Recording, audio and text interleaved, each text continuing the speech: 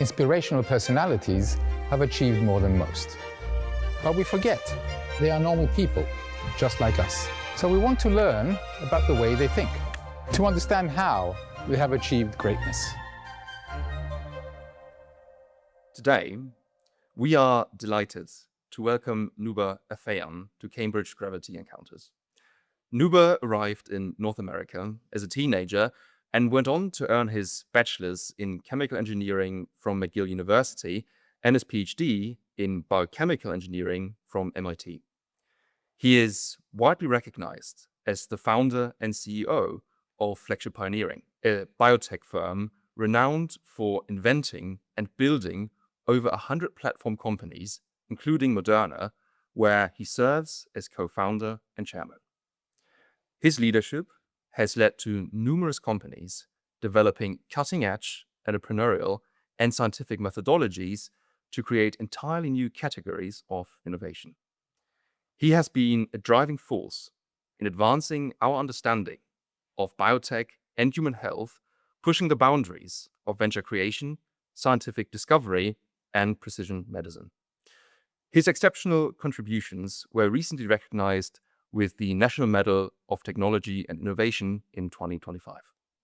So, Noubar, thank you very much for joining us today. We're very excited to be speaking to you. So this series is for people who are maybe a bit earlier on in their career to understand what it means to make an impactful and successful career in science and entrepreneurship. So in these interviews, we really want to understand the person behind the achievements. So with that in mind, could you maybe start by sharing a bit about your experiences in your early life, your school, and your university? Sure. Well, first, thanks for having me. It's a pretty serious podcast, and it's called Gravity. I imagine at Cambridge it must be Newtonian gravity, not just seriousness, but I'll try to not be too serious. So I was born in Lebanon. I was the youngest of three brothers, which is a big advantage because you get to watch the mistakes that your older brothers make, and you try to benefit from them. So I had a lot of learning early in life from their experiences as well. We were a close family. In Lebanon was an interesting place because it's very cosmopolitan, and people in school, you basically, learned 4 languages and you were pushed pretty hard. It was not a specific school. It was just every school.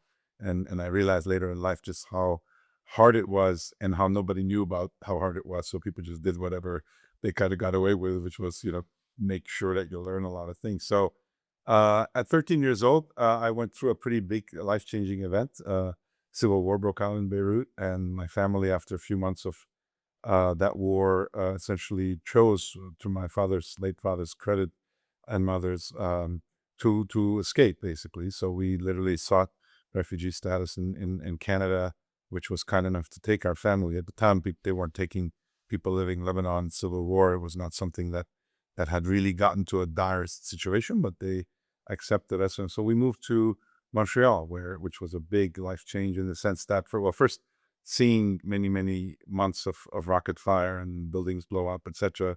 At those years is kind of only fun for a short period of time, and after a while you start realizing what humans can do. But I wasn't old enough to really reflect on it at the time, so I went to Montreal, which was this incredible gift, not because of just being in Canada and Montreal, but because it was a displacement, and much of the rest of my life has been kind of seeking such displacements and being comfortable with dislocation, which is something everybody wants to avoid, but actually turns out to be a huge advantage, and we'll come back to that.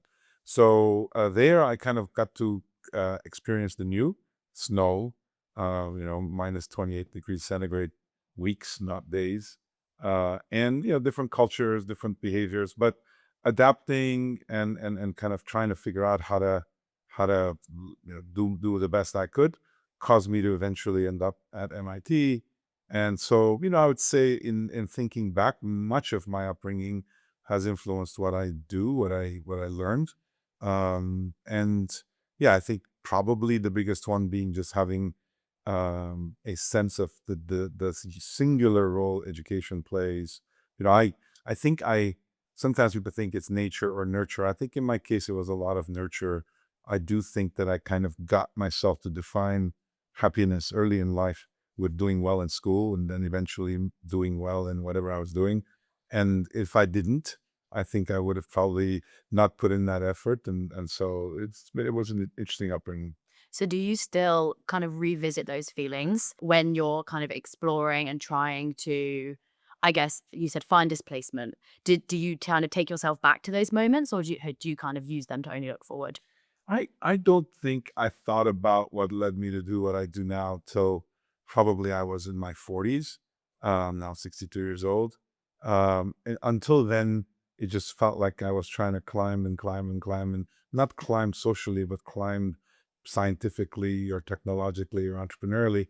And it's not clear to me why I was doing that, other than there was a mountain there, and I kind of just kept climbing, and I never really looked down.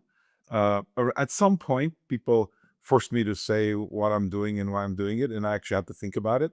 And truth be told, I didn't think a lot about it. Kind of while I was doing it, I was barely hanging on. And one of the great experiences I had, which I think is important for your audience if they're young graduate students, postdocs, is to realize what an advantage it is to early in your life expose yourself to otherwise things that much older people do, because by the time you get older, it'll be old hat to you, and if you wait till then, you have no advantage. So at 24 years old, when I finished my PhD, I started a company, which was completely not what people did at the time. Today, lots of young people start companies. In 1987, the average prototypical startup was 55-year-old male having worked 30 years in the large company, kind of there, and American, several generations at that. So there was no immigrants, no women, and no young people. It's like that was equal discrimination kind of in that regard.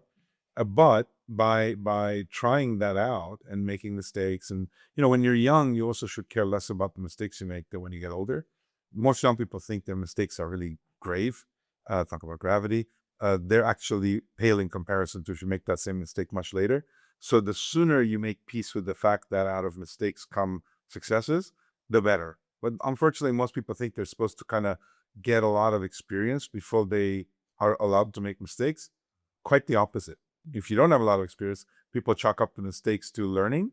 And if you could take advantage of that, one thing I learned, it's a very big benefit. So I don't know that I look at those things kind of as consciously now to propel what I'm doing, because it's become part of who I am and my journey. But I certainly have tried to understand what about, and this notion I mentioned earlier about dislocation is an important one. So, I give a lot of talks about the immigrants, because in the U.S. immigration has kind of become quite a controversial issue. And being an immigrant myself and recognizing just how fundamental immigrants are to what it is to be American. I gave a talk very recently, literally 2 weeks ago, and I was invited to address a group of 250 people who got naturalized at the event that I was invited to speak at the Kennedy Library in Boston. And what I said to people, and this is my experience, I believe very strongly, that the U.S. is not called any kind of a land. England, Finland, Ireland, Scotland, all these lands, Switzerland. The U.S. is not called, it's not even called Greenland, even though it wants to, but in fact, if it was called a land, it would probably be immigrant land, because there's really nothing other than immigrants there. It's just a question of when. And yet it's amazing how generation after generation, people want to shut down immigration, even though that's all they are. So that immigrant notion for me is important to understand also if you want to innovate, because I've come to view innovation as just intellectual immigration. That's all it is. And if you've gone through physical immigration, if you've exposed yourself to uncomfortable situations, school abroad, internships abroad, with forcing yourself to live 2 years in a totally foreign place or move there, it's an incredible advantage, because you realize it's not so bad. You realize that your innate advantages of being in your home place are more than is needed. In fact, they might hold you back from doing things that might seem unconventional. And if you get comfortable by adapting to the unconventional, you have a huge advantage over people who are not in innovation, because innovation is just the creation of the unconventional, of the new. And so that is a super important thing. I don't know that I'd be doing these things not just if I stayed in Lebanon, but had I not immigrated physically. So if I was born in the US, I don't think I'd be doing this. Hmm. And it seems that the immigrant mindset has allowed you to be very driven and create all these fantastic companies. But is there anything that mindset also gave you in your personal life that has altered the way you kind of live and act outside of the workplace? I mean, look, I'm again, as it's hard to self-diagnose, and I don't let other people diagnose me either. So it's kind of a, it's gonna be figured out in hindsight, I guess. But I would say that personal life, I'm more affected by my family's circumstances, and I've talked a lot about that. So I'm a descendant of survivors of a genocide, of the Armenian genocide, 100 years ago or so. I happened to live in the room of a person whose brothers were taken away to be killed, not once but twice, in the 1915-18 era. And she was my great aunt, so my grandfather's sister. And then 3 days after I was born, I'm told I was moved into her room, and I lived in her room till I was 21 years old. So with living with somebody when you're born who's 72, and when you leave the room at 92, it's an incredible feeling. And in particular, she spoke 5 languages. She read a book a day. She was an incredible human being, really unbelievable, really kind of the idol of my life. And what I kind of realized from her in the stories that I heard is just what a kind of a gift just being given a second chance to exist is for people who almost get wiped out. This is not a unique feeling to Armenians, certainly Jews, Rwandans, many others have gone through this. And that did affect me quite a bit later in my life, because I realized that much of what I do, I could kind of channel to be expressions of gratitude. So we founded 10 years ago, among many other projects, but one global project called the Aurora Humanitarian Initiative. You might say, what does a biochemical engineer turn entrepreneur, turn whatever executive have to do with philanthropy, let alone humanitarian philanthropy? And the answer is, I kind of felt this debt of gratitude, which instead of paying back, because the people to whom I feel gratitude are long gone, and their grandchildren don't even know what their grandparents did, but rather pay forward. So what we decided is to create a project where we enable across the world people who are saving people's lives, who are facing atrocities, as a tribute to the people who saved my grandparents' lives. So that has affected my life. And what's interesting is, even there, adversity, surviving, gratitude, all these themes also merge into what we do for a living at work. I mean, most of our companies are surviving at any given time. And I've learned the whole narrative in my life has been survive, revive, strive, and thrive. That journey, which people don't usually think about. There's a lot been written about dying. There's a whole set of 5 steps of accepting death. Nothing is written about living. So kind of like, what happens when you almost die? What happens when you're almost kind of in work? What if your company almost dies? What do you do then? How do you revive? How do you strive? And all that. So these things, like my life emerges between our experience, my upbringing, and then the experiences in my professional life. And you've had a very impressive journey in Korea. And what I'm wondering is, throughout this entire time, from coming to North America as a refugee to then ending up at MIT, founding your first company, Moderna, Flagship Pioneering, your work, humanitarian work as well. Is there anything that you are most proud of? Most proud of, I would say I will be proud eventually when I stop, hopefully by having created an institution that has a lasting aspect to it, which is Flagship. And that is, again, this is the ideal state, a perpetual source of novelty and impact on important problems to the world. So that's usually done by individual startups. It's contributed to by academia and many other things. We've tried to create a new kind of business life form, a Flagship, and I'd say that's probably the culmination of what I've been most driven by, because Moderna is an instance of that. Although Moderna had fantastic success and continues to, there's another 110 companies that are various embodiments and outputs of that. And I'd started companies before. I'd been involved in the startup of 5 other companies, but they were all individual instances of what became more a fascination of mine, which is, can we make what people consider entrepreneurship a profession instead of an avocation? Can we make the act of conceiving and creating companies an institutional act, as opposed to kind of an individual, kind of sometimes celebrated, improvisational, chaotic, romantic activity? I think those things are kind of interesting, but not necessary for company creation. And so that is a very contrarian journey, because we're living in a time where society loves the kind of the lottery almost aspect of startups, where you can't tell which one's going to work, and it's a struggle, and most don't make it, but the ones that make it then are converted to movies. And I just feel like at some point people have to take this more as a profession, especially since, just like medicine, where people kind of take a Hippocratic oath, here you're taking unsuspecting people's money and worse yet their careers, and you're betting it on some, you know, low probability of success activity. I'd rather people do that really seriously about gravity. I don't want it to be a game. And so I'm kind of getting old now, but 38 years into my journey, I just don't want to think of what I've done in the last 38 years as some kind of a game. And there's too much gamification still in the startup world. During the internet, it had to be, because there were no young people starting companies. And by definition, young people are going to be more playful. But now, with AI, with all these things, the notion that we still start companies in this kind of hit or miss, it's all who do you know, and social influence. I don't know. That's so long answer to your question. I would like it if someday people look back and we would have had a small role in the professionalization of what it is to be an entrepreneur. And how do you think we can drive that change? You're obviously doing that with Flagship Pioneering, but how can we actually try to convince people that really entrepreneurship is a profession, like you said, and we should strive towards making it a profession and not gamifying it? Yeah, I mean, look, all I can do is kind of within my means. So I taught at MIT for 16 years in their entrepreneurship program within the management school. For 16 years, I taught a full-on course, both for MBAs and engineers, to try to learn how to make that point. I then taught for 3 years at Harvard Business School, same thing. I've also taught a full course on innovation. So one is through kind of getting at people early on. Of course, I think they heard some of it and not others, because the academic world quite likes the mystical part of entrepreneurship as well as a social science. Second, and maybe at least one of your listeners will remember this, and if they do, great, I will have infected them mentally.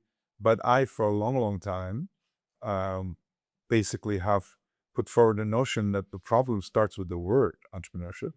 Now, there's a couple of ways to think about it. First, I think it's good to remember where the word comes from. The root of the word entrepreneur is a French word. Any French word in the English language is pretty expensive. It's kind of like a lofty thing. But it sadly comes from the word entreprendre, which means to undertake. So the literal translation of an entrepreneur is an undertaker, which unfortunately is very often kind of like what happens in entrepreneurship. But that's not the problem I have with it. The problem I have with it is the ending of the word.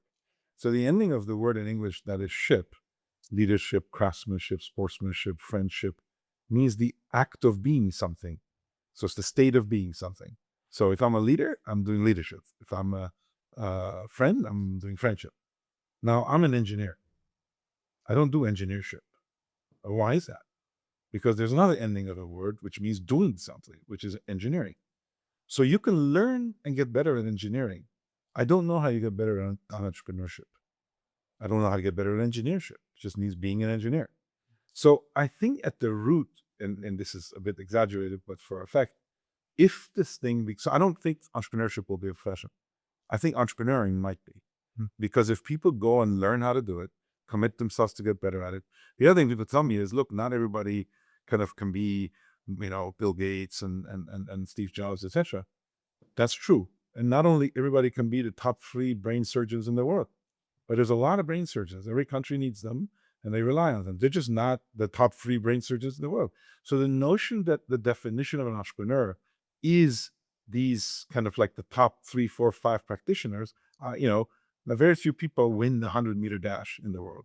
Very, very few runners. There's millions of runners, and that doesn't mean to be a runner you have to win the 100-meter dash. So I just think people have a weird attitude towards, they idolize, to me, the wrong people. I mean, they should idolize people who have worked hard and become what they've become by getting better at what they're doing, not somehow born into it, having this, Chopin composed at some age and Mozart at 12 years. That's not the definition of a composer. That's just the definition of them.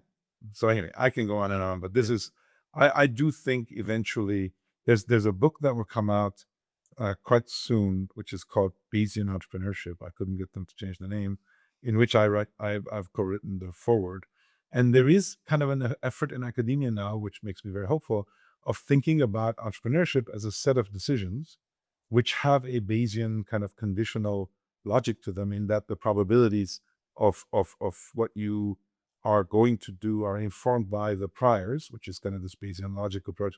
And so how to be more thoughtful, planful, consequential to what you're doing, instead of the proverbial winging it. In the US, we use the word winging it a lot, improvising. So I think the more those things happen, the more people will start thinking, if you really want to think about all the decisions entrepreneurs make, and you should run Monte Carlo simulations of all the ways in which you can go, drug discovery, drug development. Nobody does that. People think, oh no, it's unknowable, too many variables. That's true. And if you play chess as an amateur, you also think there's an infinite number of probabilities, therefore you just do it one move at a time. The expert chess players kind of don't do it one move at a time, and that's why they beat you all the time. Same will be the case in entrepreneuring. So anyway, long way to go, but I hope that will happen someday. Fantastic. And so imagine you're sitting in front of someone just doing a PhD, maybe a postdoc, active in the biotech area, and he says, what you just said really, really resonates with me. I want to develop myself as a person to become someone who can do just that. Like, what would you say are kind of the three maybe criteria that would say, where we would say, okay, this is successful entrepreneur? I mean, first of all, I don't think there's an end state. I think it's a lifelong commitment. Second, I think you have to become much more focused on the output of what you do than the beauty of how you're doing it. And so, again, if I was a painter, I wouldn't think, I wouldn't really care much exactly how I'm holding the paintbrush and stroking it, this and that. I just look at the painting. And so at the end of the day, entrepreneurs should be thinking a lot about the value that they're bringing to the people, unsuspecting people who they want to buy their output, service, product. Where value comes from is a super important thing to understand, because it's one thing to estimate the value of things that already exist. It's another thing to value things that don't exist. And so you need to kind of get yourself more and more, struggling with these types of issues. So, taking finance, marketing, sales, all these courses that people do is not relevant in and of itself. It's good to know, but entrepreneurial finance and entrepreneurial market is a totally different thing, because you're creating new spaces. You're not just competing with an existing one often. So I think those are all things that you need to develop. I think there's mindsets that you want to also see if you can embody. And I get asked all the time. Long ago, I kind of thought if there was one word that I would define as important as a mindset, is really balance. Because I think that when you're entrepreneuring, you really need to have balance of extremes. You have to recognize that real experience in an area and complete, amateur status together is a good outcome. Being super patient and being very urgency driven, super outcome. Being very humble and being narcissistic at the same time, meaning thinking you can do things that you've been sent to the world to do, which pretty much all entrepreneurs feel, because they think they've got a mission. This whole notion of mission is a bit of a psychological kind of capability of humans, but if you don't match that with humility, so there's all these balances. The other thing I would say, which is a play on an old kind of Russian joke, but basically it's kind of if you ask me what one word was required, it would be optimism. And if you said what two words are required, it would be paranoid optimism, which is what I've talked a lot about, which is I've kind of found that this duality of you have the right to be optimistic if you can match it with paranoia, and you have the obligation to be paranoid if you match it with the parallel of optimism. Because if you're just paranoid, you're just a pessimist, you might as well just be an investor. And if you're just optimistic, which is what entrepreneurs end up being, you're going to be reckless. You shouldn't take other people's money. But if you can be both, and you can find other people who embody that and train for that, just kind of say, how is this a good balance? And just in discussion. So there's a lot of things one can pick up. I mean, people are interested in that. There's a lot, given how old I now am, there's a lot of materials that we've put out over time about these. And these are not kind of like theoretical considerations. These are lived experiences that we forced ourselves to put into pithy kind of statements that could hopefully influence how people think about it. How much of that do you think you've developed over your career versus were kind of innate things that you had in your personality? I think a lot of it was developed over the years, but if my personality didn't allow for it. So if I had a physical or psychological reaction to the stress of the unknown, so turns out a lot, the other area that we think a lot about and also talk a lot about is this notion of uncertainty and how different it is to risk. Most people think about uncertainty as just extreme risk. If in fact it's not. Uncertainty means inestimable probabilities of success. So if you have no idea what's going to happen next, that's not risk. It's just unknown. And unknown is really debilitating. I mean, humans evolutionarily, most animals hate ambiguity, because if they are, this kind of fight or flight instinct is very much, when we kind of amplified when you're dealing with something you've never experienced before, right? Risk, you can kind of say, well, I've seen this animal, I'm okay with it, I can take it on, I'll move on. There's still some risk, but so I think these are things that you need to have some ability to kind of cope with, even find interesting, which most people don't, but I do. But I don't know how much of that. So I'd say that I've probably had a permissive character to be able to develop these things within. But I don't know that this was kind of how I would have been. I don't think, most people who knew me when I was young felt that I had some level of drive and ambition, but I certainly didn't have this level of kind of notion of optimism and paranoia or any of these things. I was pretty down the middle kind of human. And how do you deal with risk and uncertainty? Well, look, I mean, I think I've convinced myself based on the experiences I've lived through that, then I have utter fear of risk. I don't have the same fear of uncertainty because I feel like uncertainty is worth the effort. See, if you're dealing with risk, which is usually found in adjacencies to what exists or what's known already, the advantage is your cognitive skills, your experience can help you. The disadvantage is that everybody else is doing the same thing, which is chasing the exact. So, if you ever go fishing, if you're on a pier where there's 1,000 people fishing from the same pier, you could catch some fish. Statistically, somebody will catch fish. The notion that it's you could put green, bait instead of blue and this, that, but it's a bit of a joke. You just kind of, it's guesswork to me. So I fear in that regard, the competitive nature of undifferentiated exploration of risk.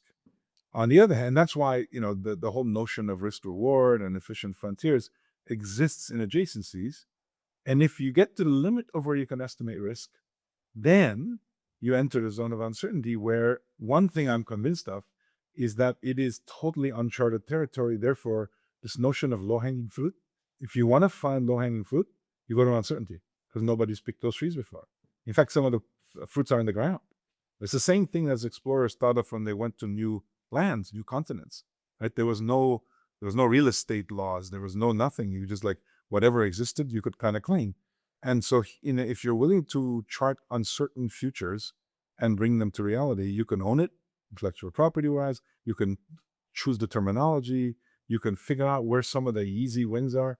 So I've come to view, then I feel very strongly, and we've got tons of data to support this, that uncertainty, because of the unknown, it's just not been done, unknown nature of it, has some kind of a Gaussian distribution of probability, and therefore there will be some easy things and some hard things.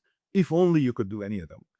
If you're the first to enable something, you get to choose the easy things to do. So if you want, as illogical as this seems, and as much as economists would kind of take issue with it, if you want to work on high reward, low risk things, you first have to fight the uncertainty dragon. And that it's some combination of bravery, focus on the end result. So that's, is the journey worth it? And then also mindsets, including realizing that you can't hedge uncertainty. You can't mitigate uncertainty. What you can do is just operate through lots of optionality, meaning you do multiple things at the same time because some of them won't work. So there's just all sorts of nuances. It may sound like kind of gobbledygook to people listening to this, but I think over time, as they start doing this, if they ask themselves, am I really kind of introducing enough uncertainty that it gives me an advantage to what I'm doing? Now, you might realize as an entrepreneur, it's really hard raising money for uncertainty because investors hate bad ideas, but they really hate uncertain ideas much more, because it just kind of doesn't allow them to get an advantage, a cognitive advantage, or asking experts. Like if you ask an expert whether something that's uncertain will work, they cannot tell you. What they're telling you is not expert advice. It's just speculation, just reality, because their expertise kind of ends with the distance to which they can extrapolate, which is the edge of risk. After that, everybody is, it's a level playing field.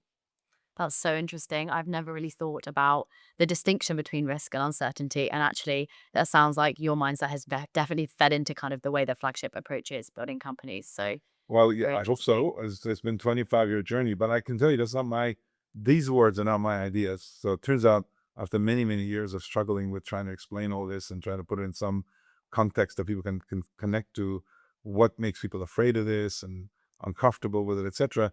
Turns out that about 100 years ago, there was an economist named Frank Knight, who basically did a thesis and put forward the same idea, which is that uncertainty is about unknown probabilities and risk was about known probabilities.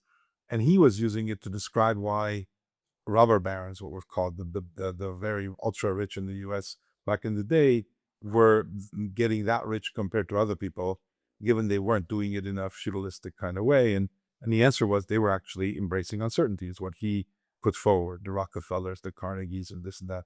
Well, the notion that 100 years later, kind of my last 25 years, our teams is really just an embodiment of that was kind of quite revealing. So I give his initial kind of writings a lot of credit, because when I found it, I thought this is what I'm talking about. So I've amplified it since. Yeah, I love that.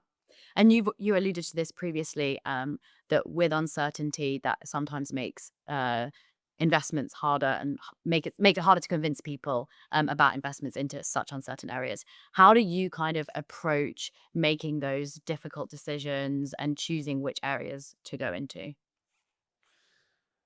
Well, you know, I would say we have adopted very much a mindset of kind of Darwinian evolution, which means we think if you practice some version of variation and selection and iteration, you will eventually create the conditions during which success emerges, alongside lots of failure. And so we're interested in emergent success. We're not interested in predictable success, hence the notion of uncertainty. And so we've created a culture of emergence. So our whole invention methodology involves about 100 times a year doing these what if question explorations. We come up with lots and lots of hypotheses, not scientific hypotheses only, but value hypotheses. So we imagine science that doesn't exist, technology that doesn't exist, that can allow products that don't exist, that can satisfy needs that often don't exist or is hard to estimate. And from that starting point, but still aiming at that, we then start iterating in the presence of lots of naysayers. So for us, by the way, skeptical experts are incredibly important because they provide selection pressure. I jokingly tell people that the second most abundant natural resource on the planet that's free, the first one is sunlight, free, abundant, renewable, natural resource. The second is people's propensity to tell you how stupid your idea is. It's free, it's abundant. In academic centers like Cambridge, US, Cambridge, United States, Stanford, etc., it's an extreme sport. People love telling you how stupid your idea is, very precisely. Well, guess what? That's selection pressure. And so if you're willing to expose yourself to the indignity of having really important people tell you how dumb your idea is, recognizing that they're telling you how dumb your idea is, even though your idea is essentially a leap from the present. And so it's kind of unknowably dumb. It's not, but still you get from them an incredibly useful steer in it to say, what about it do you need to show in order for it to be believable? And if you could iterate to overcome those kind of priors-based objections, you end up in a place where after a few of these discussions, people can't tell you why the remaining idea or the descendant idea is not a good idea anymore. And then you go in the lab. That's the other thing you learn about uncertainty, is that you cannot mitigate it, but you can resolve it experimentally. So if you just simply don't know if you can do something, I'll give you an example. When we started Moderna, it was our 18th company. We number our companies. It was born as LS 18. We literally had the idea of injecting any molecule, not RNA, into the body and having cells in the body turn into factories for any protein you want. That was the original what if. What if we could use the human body to generate any protein drug we want? And we searched for lots of ways to do it: DNA, RNA, viruses, bacteria, implanted cells, you name it. And in fact, of all the different ways we explored, RNA was interesting, but it had been essentially deemed completely dysfunctional because all the work that preceded us and the Nobel Prizes that were awarded kind of last a couple of years ago basically had concluded that in animals, if you stick RNA, even with the chemical modifications, you're still going to get strong innate immune response. So even though it was attenuated, it was not enough to make proteins at a level needed for therapeutic use. We kind of said, well, that's model instinct. Let's go see if chemical modifications that haven't been tried before can make a difference. Didn't know. Now, if we went and asked experts, what's the chance that other chemical modifications previously untried could tame the innate immune system? Honesty should have said, I don't know. What instead people said is, no, they won't work. And you're like, how do you know? They said, well, because a lot of things have been tried and hasn't worked, therefore it doesn't work as of now. We had to suspend disbelief and just go do the experiment. When we did the experiment, we kind of realized that out of a whole lot of other variations, we found a particular one that was very, very powerful. Plus, we had to believe the second thing, which is that you could deliver these into cells outside endosomes to express the RNA in sufficient quantities to make therapeutic dosage of these. And until then, before us, people had done that. There was a company called CureVac that was doing that. The problem is they were doing it with kind of a very short duration time because then immune system would just shut it down. So one didn't really know which organ you really want to get into and which is the professional organ. And it turned out that delivered through lipid particles. If you look at lipid particles back 15 years ago, also they had been summarily dismissed because all the evidence before, especially with siRNA, had shown that these are pretty toxic. So if you want to repeat those lipid particles, you kind of had a problem. Also to that. So now we could have sat there and said, very high risk LNP work, very high risk RNA work, or we could have said, actually, no, it's uncertain because what we're using it for, nobody's been able to show can done. And so the doability is an uncertainty. Making it better that it's no, that you can say is risky. So we tried. And so the key message I'm saying is doing the experiments and not talking yourself out of them is the key to resolving uncertainty. What's really important is figuring out what's the right experiment that will resolve the uncertainty. Because most people do the next experiment that they think will succeed. It's a very interesting, we're all taught in science to come up with unbiased hypotheses and then falsify them. And if we can't falsify them, we get to play the next move. Actually, secretly, what we do is we screen from all the hypotheses that we think will be falsified, the ones that we think won't be falsified, and we prefer doing those because we have finite resources. And that, in a funny way, imposes a bias on the scientific method that doesn't allow us to truly explore, in an unbiased way, novelty. So anyway, those are all thoughts. I guess that's also the strategy you use to kind of narrow down the right experiment, because I think also when working in such uncertain areas, it's easy to continue with experiments and not know when to stop. And actually, when you're exploring something that you don't want to continue working on, how do you kind of balance exploring in an area that's so uncertain, but also knowing when to kind of quit? The answer is just kind of emergence. So kind of you cannot a priori dictate, I'm going to do 6 experiments, but not 3. But financial resources and time, etc., govern that somewhat. But you never really know. I mean, at the end of the day, it very much is an experiment. And you might have stopped too early. You might have gone on too long. It's just not a perfect. If it was deterministic, if it was completely foreseeable, if you could run all the experiments at once, like a quantum computer might be able to do, maybe someday. But that's right now. It's just human kind of, it's just kind of trial and error. I mean, it's you plan the. Well, one thing I would say is that there's many experimental trajectories that do things sequentially that could be done in parallel. That do an experiment that could answer 5 things, except you do 5 experiments to answer 1 thing each. So there's a lot of things you could learn that could maximize the output, the certainty making aspect of the experiment. And so thinking about those and what are those, and also having backup plans to backup plans, those are all. But even at the end of that, do we really know? No, we just don't know. That's why we run a lot of experiments, and we see which of the explorations that they start with meets the condition for taking it forward. And one of the things we remind ourselves is that since we're not particularly trying to solve any given problem, so we're not trying to cure cancer or make vaccines or whatever, We're just trying to figure out some novel source of sustainable value in the biology technology arena from which we could build enduring value, otherwise known as companies. That's what we're solving for. So whether it's company 17 or company 28 or company 50, at the end, if 50 happens, even though we all thought 27 would, so be it. Now, you've obviously founded an incredible number of companies and led a number of companies. What would you say is your sort of distinctive leadership trait, your leadership superpower, if you like? Yeah, but I don't think I have one. I mean, I probably am more comfortable with iteration than most other people would be.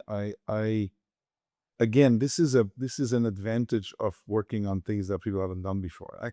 I'll be very straightforward. If I was forced to work in a space where there was a right and a wrong, I'd lose my power. So in other words, this only works in a space where there's a lot of uncertainty, there's a lot of turmoil, and therefore surviving and thriving and skills that adapt to that enable that are preferentially kind of selected for. So I would say probably that is just my now experience, but initially desire to find value where most other people find just extreme risk. I'd love to say that I'm, a great organizer or a great inspirer and all these things, but that's to me, being inspired and trying to be inspiring are two different things. I definitely am not trying to be inspiring, but it's up to people. It's kind of an opt-in as to whether whatever they hear inspires them or not. And I feel the same way about leadership. I mean, it's really leading is different than leadership by the definition I gave you. Leading is an overt act. And to me, leading in uncertainty is actually giving people a framework by which they can be humble and excited about the possible prospects. Leadership is kind of like taking credit for what makes you this or that. I'm not into that. Yeah. Is there any trait that you could do without? Many. I'm verbose. I'm constantly questioning things. What is another thing I always kind of debate on the use of English words. So I often ask questions. Now, unfortunately, the end result of that is people feel questioned. And those are very different words in the English language. You could feel questioned all you want, but I'm not questioning you in that way. I'm just questioning it because I don't quite understand. And, I remind people, I know that I don't know what the answer is, but in many ways, I also don't know that they don't know what the answer is. And so if we just kind of are allowed to question whatever assertions being made, we shouldn't take it personally. Again, in the spaces we're in, right? If I took you to,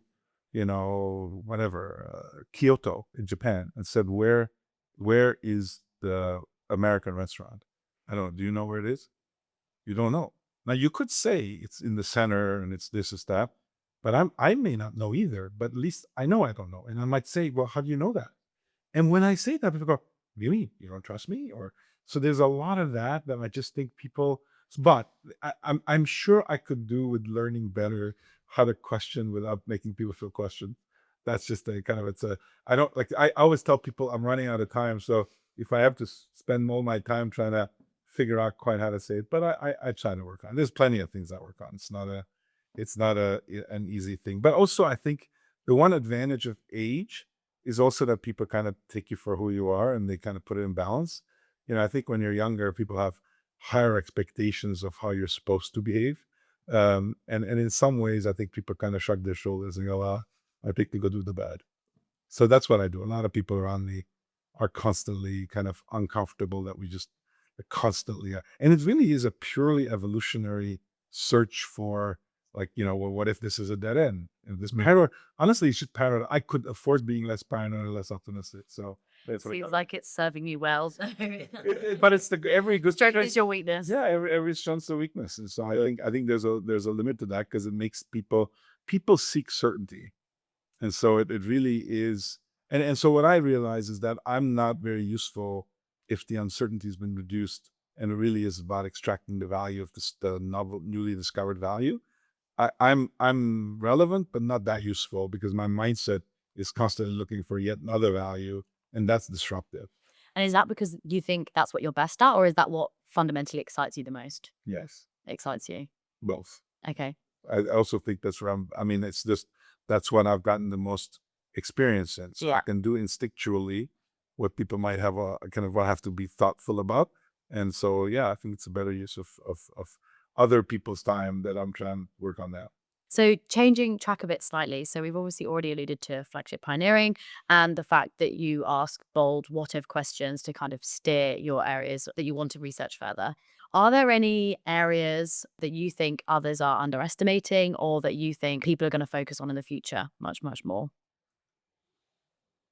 Well, it's a tricky question because the answer, of course, is everything we work on are areas that I think people are out there focusing on and that are going to be, very useful in the future by nature of what we're trying to do, which is to explore distant possibilities and search for ones that might be a path to value creation and impact.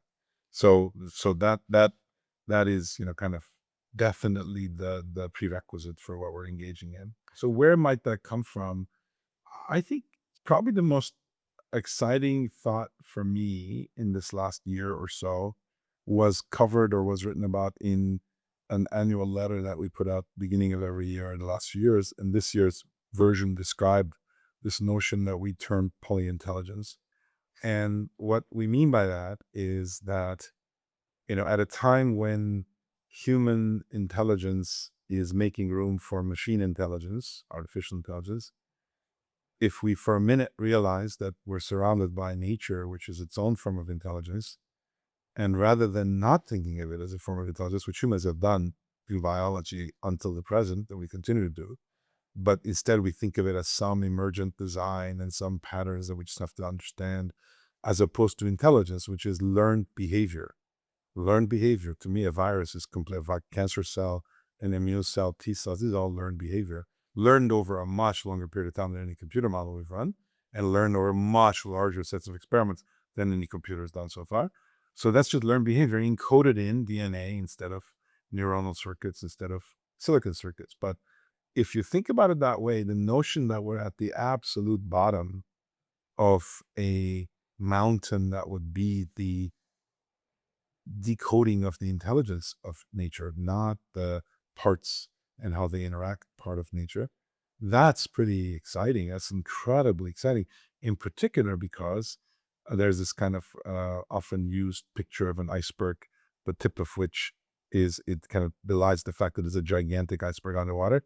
That's how I feel about biology. I think fundamentally that we're entering an era where using AI, which is, let's say, largely data-driven models that have infinite complexity possible, infinite within the bounds of energy and compute, but close to infinite. Compared to humans, it's infinite. Like, I mean, we can keep 20 things straight in our heads, maybe 30, and these things can have billion parameter models. I keep telling people, if it takes a billion parameter model to actually describe how a single cell behaves, if it does, what are humans going to do? How are they ever going to get to that? Answer: create a machine that can do that. Problem is the machine, the AI, doesn't explain itself to humans. Ironically, it's the same problem nature is, which is that nature doesn't explain itself to humans either. I keep reminding people, that, a virus doesn't care if a human understands it or not. It just does what it does.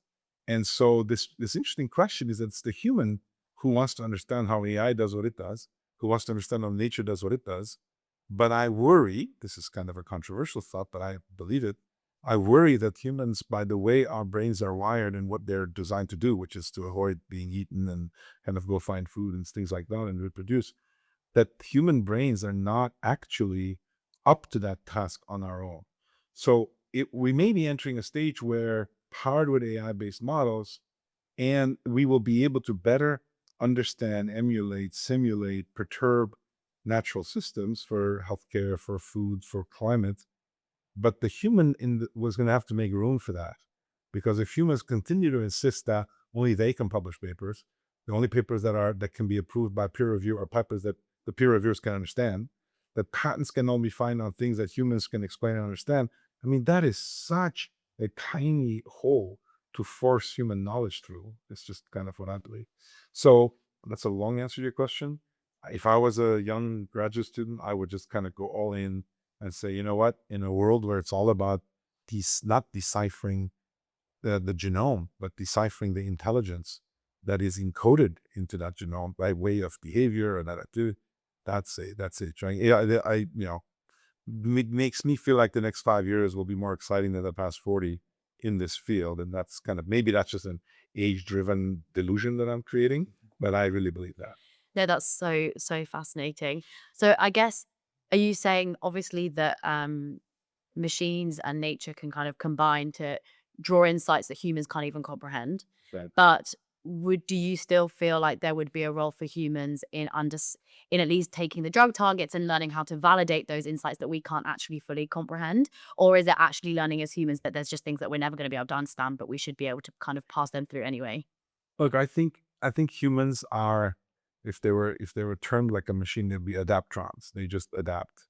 And I think humans will adapt to the realities around them just like we always have. And the reality around us will be that there will be machine intelligence, there will be nature's intelligence, now recognized as such. They will interact, we will interact with each of them.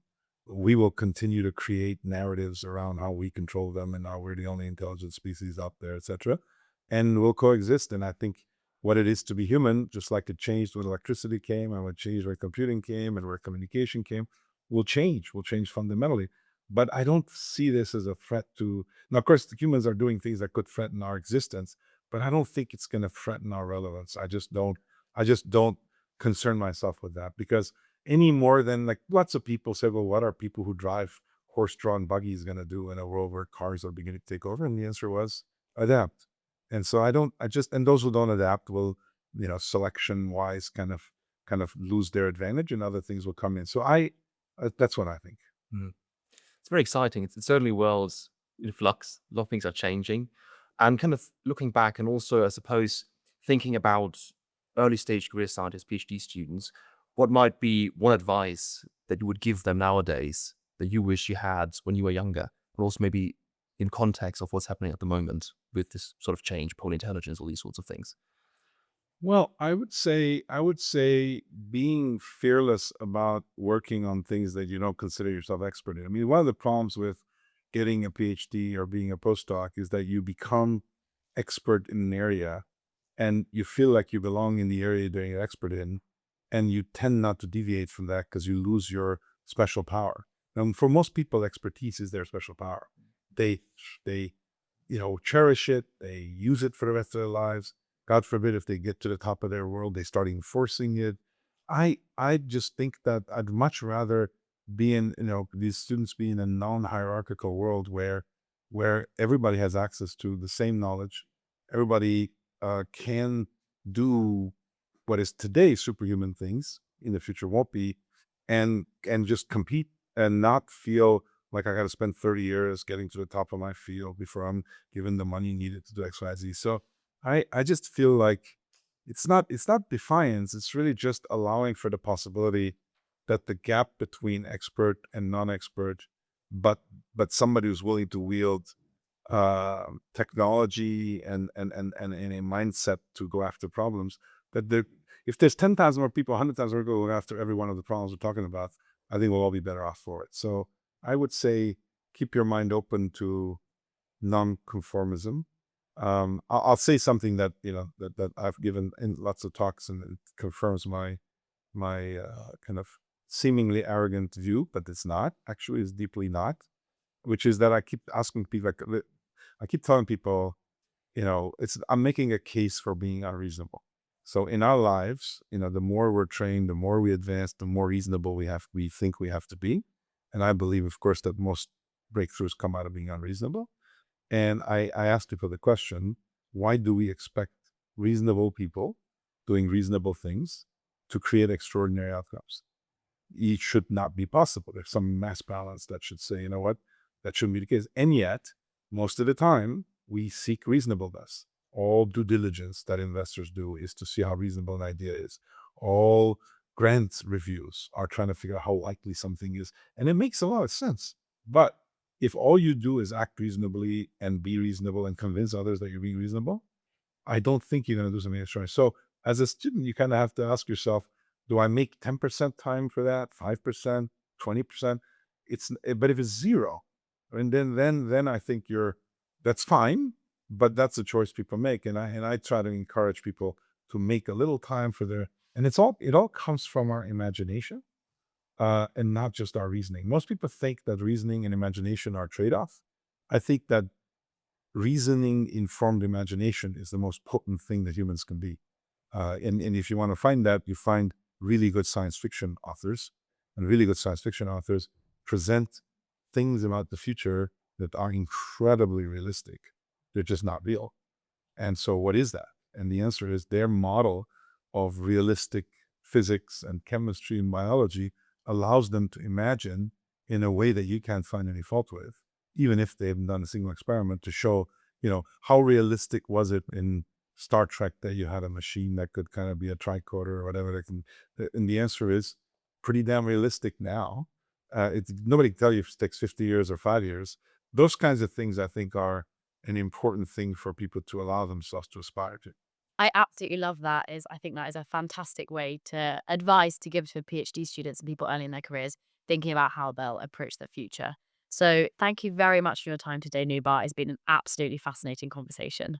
Thanks for having me. Thank you. Wonderful.